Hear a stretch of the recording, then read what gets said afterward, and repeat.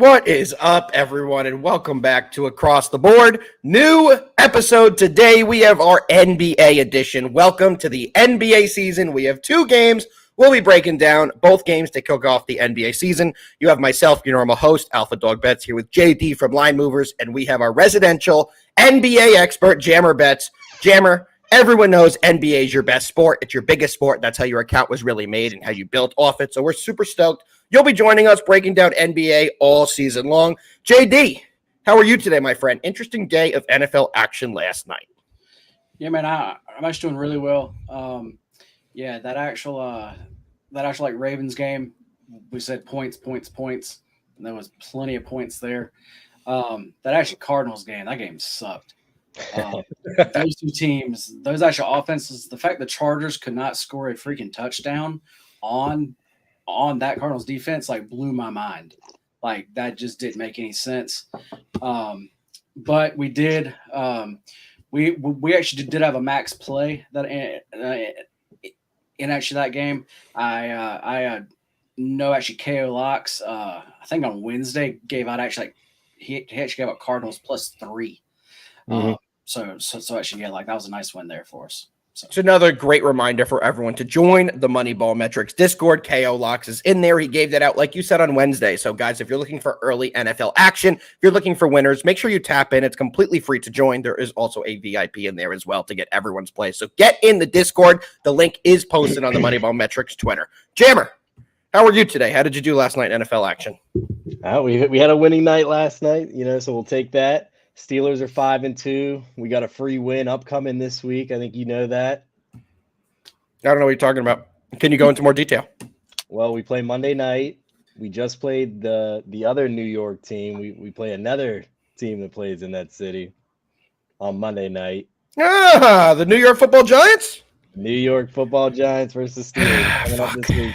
Fuck. Another fun one for us Giants fans. I did know that was coming. Had to draw it out of you. But Steelers look good, man. Speaking about your Steeler team, how did you feel about Russell Wilson in there? I was the first one to say I don't think they should make the switch, but he looked fantastic. How do you feel about it? So initial Steeler fan reaction was, what the hell are we doing? Mike Tomlin. And here I am to say, I apologize, Mike. We all see the vision now.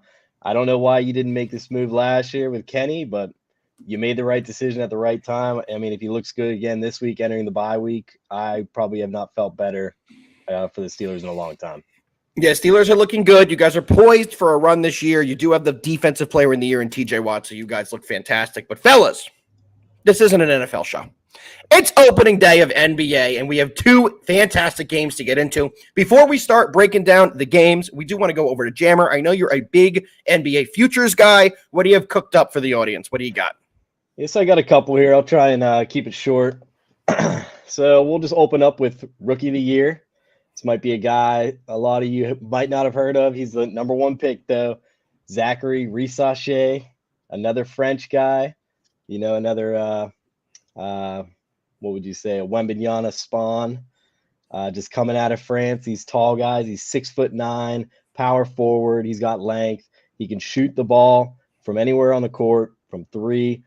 He's good at guarding guys. We've seen him in the preseason so far, already locking down some guys. He's really good off the pick and roll, and I think that he's really going to thrive in this role with Trae Young. I mean, he's already got the big boys down low with Onyeka and Kongwu and Clint Capella, so he doesn't really have to worry about taking on the biggest guys on the court, but he can definitely help stretch out that defense. I like him at Rookie of the Year at +900. Best bet is coming from BetMGM.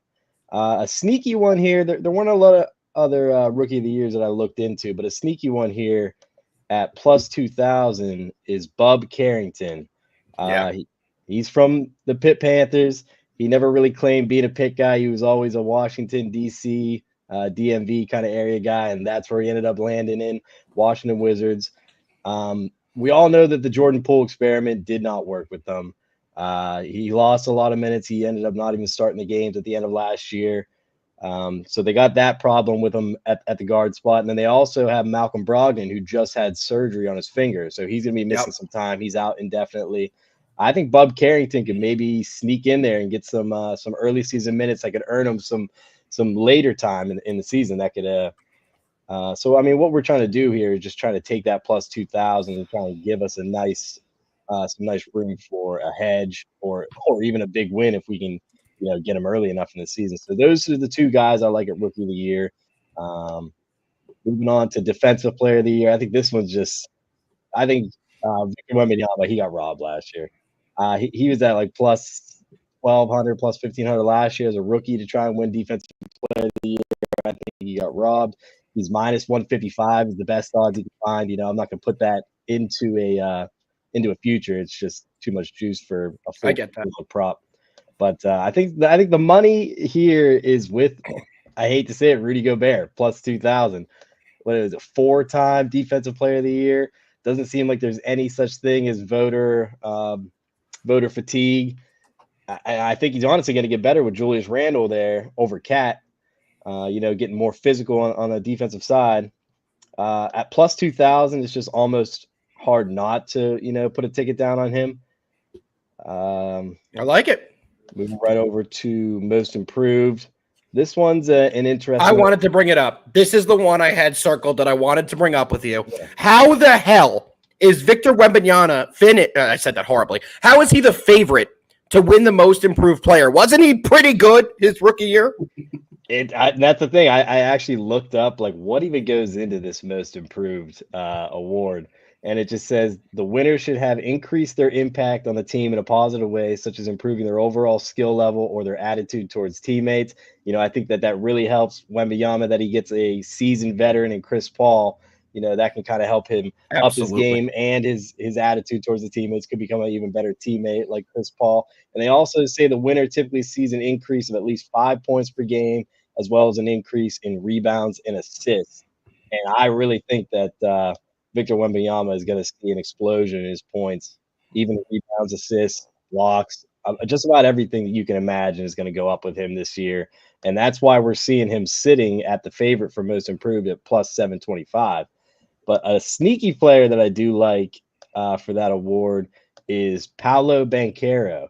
He's been fantastic. We always talk about these players that make that third-year jump, and he made a good jump last year in his second year. I think he's going to go even higher this year.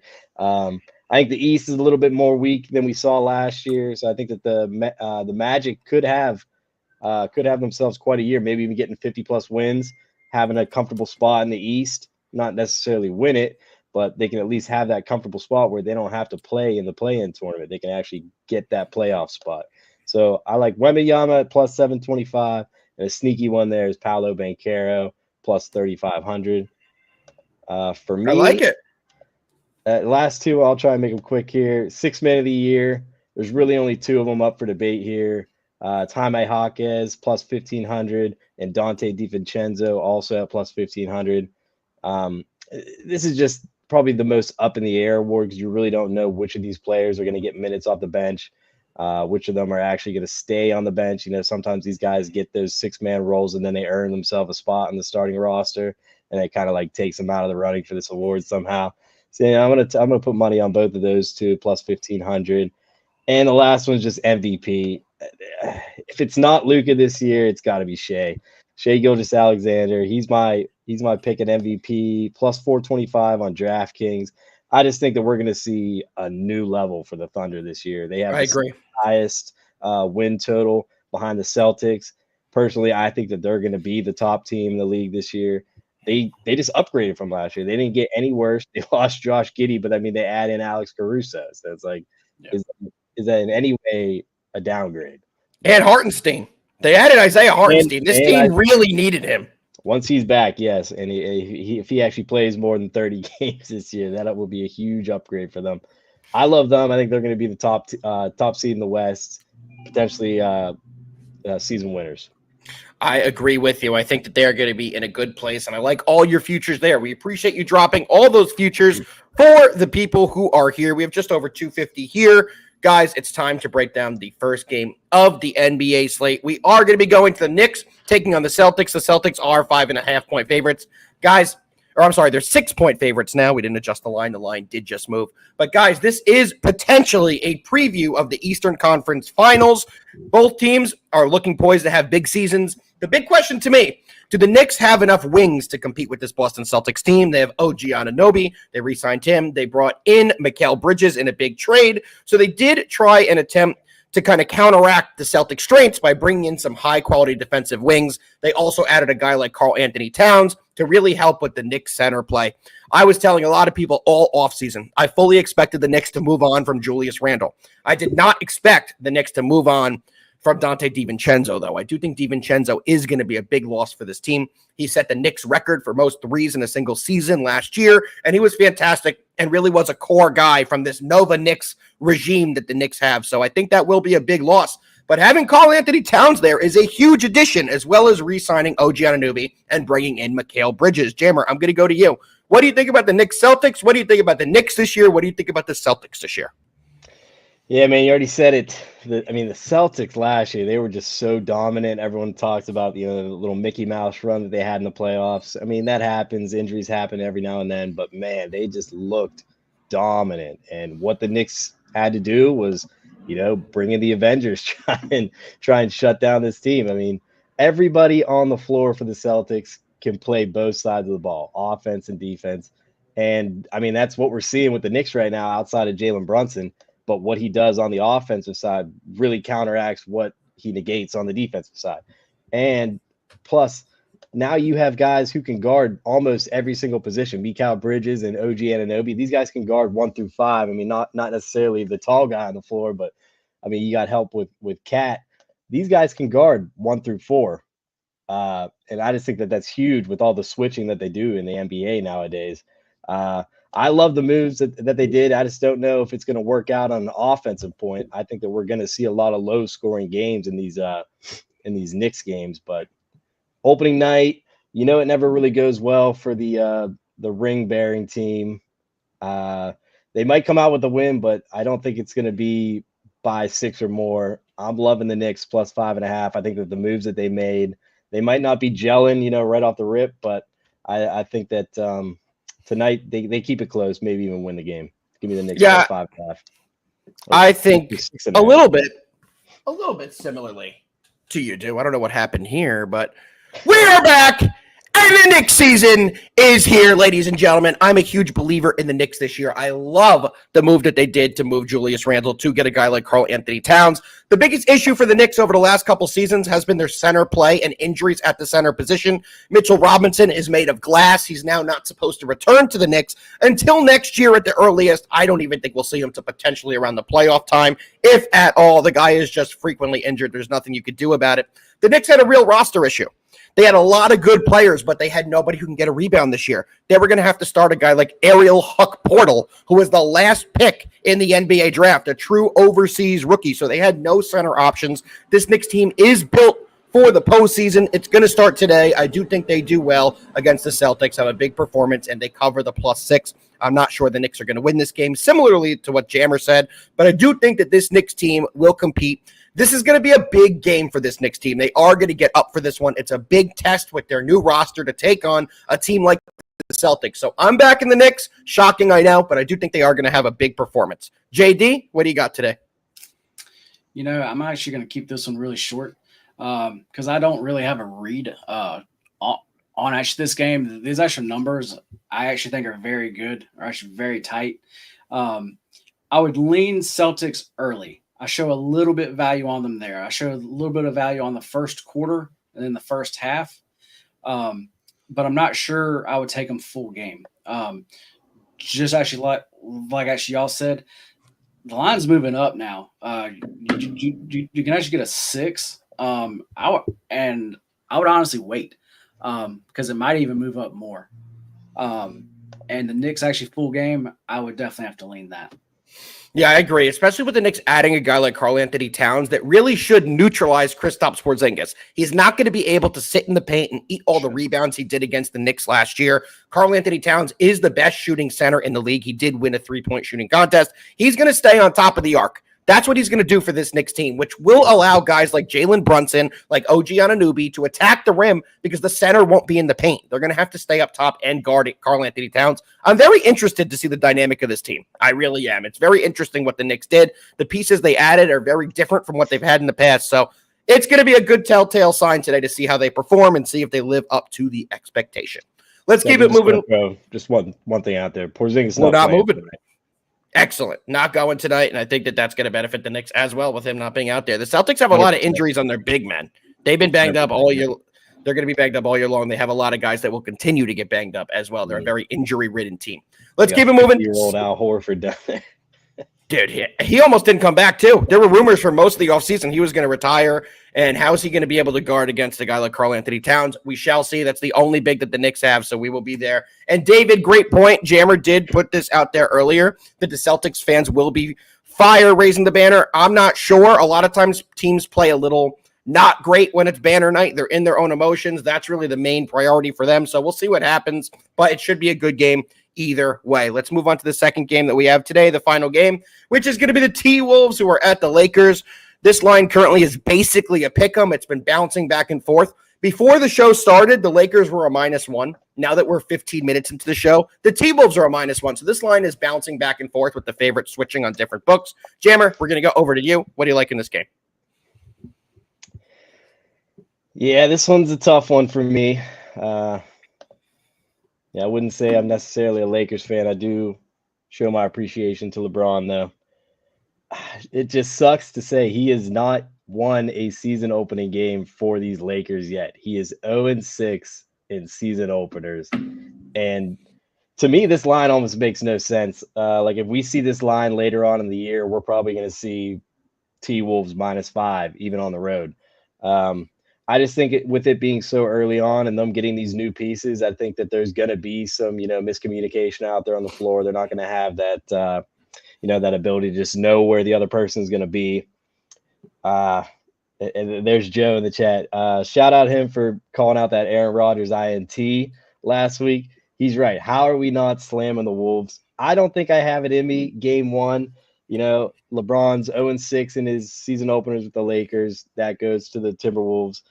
I just think personnel-wise, the T-Wolves are just stacked out there with that backcourt of Mike Conley, Anthony Edwards, Jaden McDaniels, and now they get more physical down in the paint with Julius Randle and Rudy Gobert, and then Naz Reid coming off the bench. Like, that is a physical team, and I think it's just going to be too much for the small guards of LA.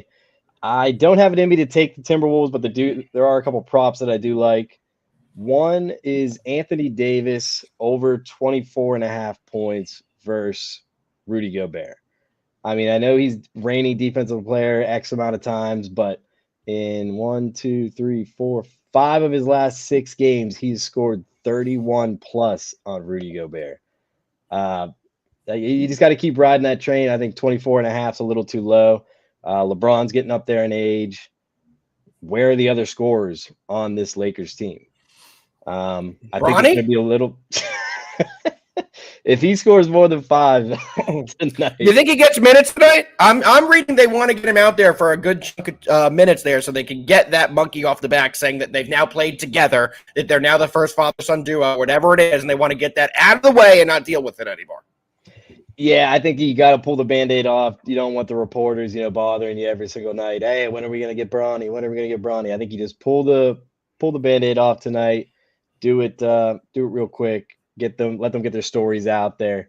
I honestly don't know how well the Lakers are going to look tonight. They might get just smacked around, and he might come in, they're down 20, or they're just going to try and get him in there early and just, let the reporters do their thing. But 2 plays in this for me. Already mentioned it. Anthony Davis over 24.5 points.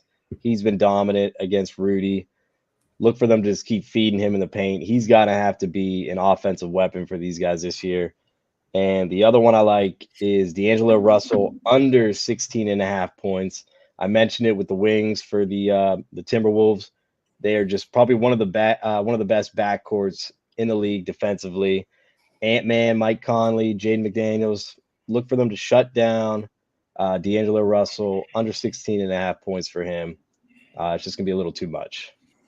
Let's be honest here.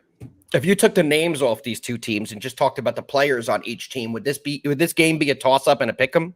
Absolutely No. not. Joe, I'm with you. I saw your comment earlier. Let me put it back on the screen. How are we not slamming the Wolves?